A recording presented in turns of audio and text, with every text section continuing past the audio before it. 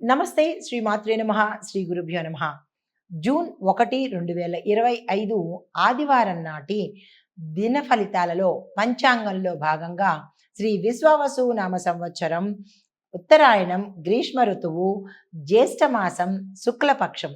ఈరోజు సూర్యోదయ సమయము తెల్లవారుజామున 5 గంటల 44 నిమిషాలకు, సూర్యాస్తమ సమయం సాయంత్రం 6 గంటల 43 నిమిషాలకు. ఈరోజు తిథి షష్ఠి రాత్రి 8 గంటల 6 నిమిషముల వరకు.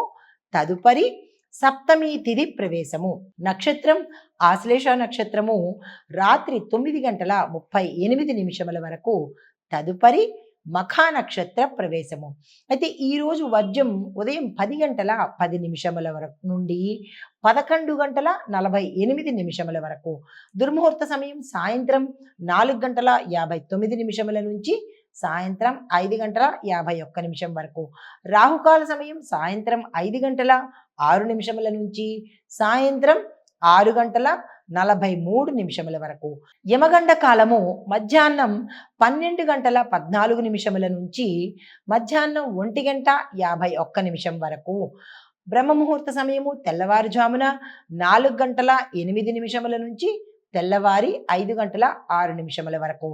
అమృత ఘడియలు రాత్రి సమయంలో 7 గంటల 57 నిమిషముల నుంచి 9 గంటల 35 నిమిషముల వరకు. అభిజిత్ ముహూర్తం మధ్యాహ్నం 11 గంటల 48 నిమిషముల నుంచి మధ్యాహ్నం 12 గంటల 40 నిమిషముల వరకు. ఇది నేటి పంచాంగం. నమస్తే. జూన్ నెల 1వ తారీఖు 2025 నాటి దిన ఫలితాలలో గ్రహస్థితులు ఎలా ఉండబోతున్నాయి, ఆ యొక్క ప్రభావము మేషాది ద్వాదశ రాశుల వారికి ఎలా ఉండబోతోంది అనే అంశంలో ముందుగా గ్రహస్థితులు చూసినట్టయితే చంద్రుడు సింహరాశిలో మఖా నక్షత్రంలో కొనసాగుతున్నాడు. శని వక్రగతిలో కుంభరాశిలో సంచారం చేస్తున్నాడు. సూర్యుడు వృషభ రాశిలోను, బుధుడు శుక్రుడు గురుడు కూడా వృషభ రాశిలో సంచారం చేస్తున్నారు.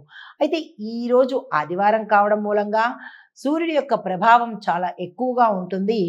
ప్రభుత్వము, సంతానము, రాజయోగము, గౌరవము, అధికారము ఇలాంటి ప్రధాన అంశాల మీద ఎక్కువగా ప్రభావం చూపించే అవకాశం కనబడుతోంది.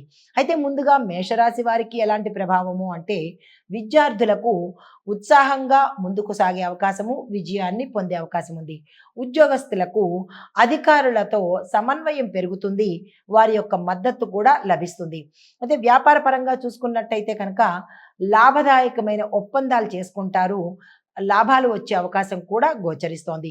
రాజకీయ పరంగా చూసుకున్నట్టయితే కొత్త కొత్త ప్లాన్స్తో విజయాన్ని సాధించే అవకాశం కనబడుతోంది.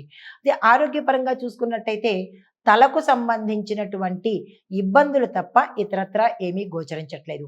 అయితే కుటుంబ పరంగా చూసుకున్నట్టయితే కనుక పుణ్యకార్యాలలో పాల్గొనే అవకాశము, శుభకార్యాలు చేసేందుకు సూచనలు కనిపిస్తున్నాయి.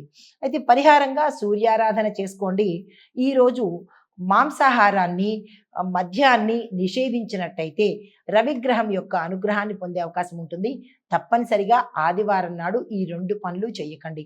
దీంతో పాటు ఆదిత్య హృదయాన్ని ఉదయమే చదువుకున్నట్టయితే మంచి ఫలితాలు పొందే అవకాశం కనబడుతోంది. తదుపరి రాశి వృషభ రాశి.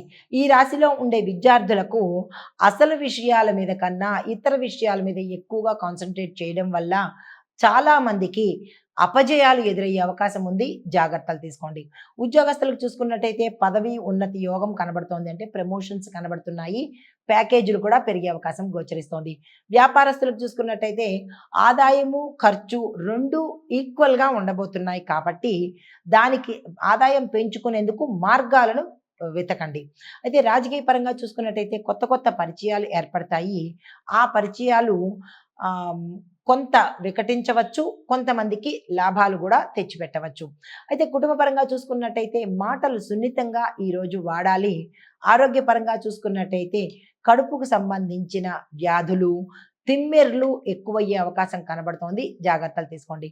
మీకు చెప్పదగిన పరిహారము ఈరోజు తులసి సూర్యుడికి తులసి మొక్కలో అర్ఘ్యాన్ని జలార్పణ అంటారు, దాన్ని గనక ఇచ్చినట్టయితే సానుకూలమైన ఫలితాలు పొందుతారు. తదుపరి మిథున రాశి. ఈ రాశిలో ఉండే విద్యార్థులకు అధ్యయనంలో అంటే మీరు చదువుకోవడంలో ఉత్సాహాన్ని చూపిస్తారు, సక్సెస్ సాధిస్తారు. ఉద్యోగస్తులకు భవిష్యత్తు బాగుంటుంది కానీ ఈ రోజైతే ఏమీ అంత బాగాలేదు. ఎటువంటి ప్రయత్నాలు చేయకండి. స్తబ్దుగా ఊరుకునే ప్రయత్నమే చేసుకోండి. అదే వ్యాపారస్తులకు చూసుకున్నట్టయితే పాత క్లయింట్లు మిమ్మల్ని వదిలి వెళ్ళిపోయిన వాళ్ళు తిరిగి మళ్ళా వచ్చే అవకాశం కనబడుతోంది. వీళ్ళనైనా ఇక నుంచి జాగ్రత్తగా కాపాడుకునే ప్రయత్నం చేసుకోండి. కొత్తగా ఎటువంటి ప్రయత్నాలు ఈరోజు వ్యాపారస్తులు చేయకండి. అదే రాజకీయ పరంగా చూసినట్టయితే శ్రమ ఎక్కువ ఉంటుంది. ఫలితం చాలా తక్కువగా ఈరోజు ఉండబోతోంది. ఆరోగ్యపరంగా చూసుకున్నట్టయితే మానసిక ఒత్తిడి, అలసట చాలా ఎక్కువగా కనబడుతోంది. అయితే కుటుంబ పరంగా చూసుకున్నట్టయితే కుటుంబంలో అశాంతి, గొడవలు, విడిపోవడాలు ఇలాంటివి ఎక్కువగా గోచరిస్తున్నాయి. సంయమనం పాటించే ప్రయత్నం చేసుకోండి. పరిహారంగా గాయత్రి మంత్రం జపం చేసుకోండి లేదా వినే ప్రయత్నం తప్పనిసరిగా చేసుకోండి. సానుకూలమైన ఫలితాలు పొందుతారు.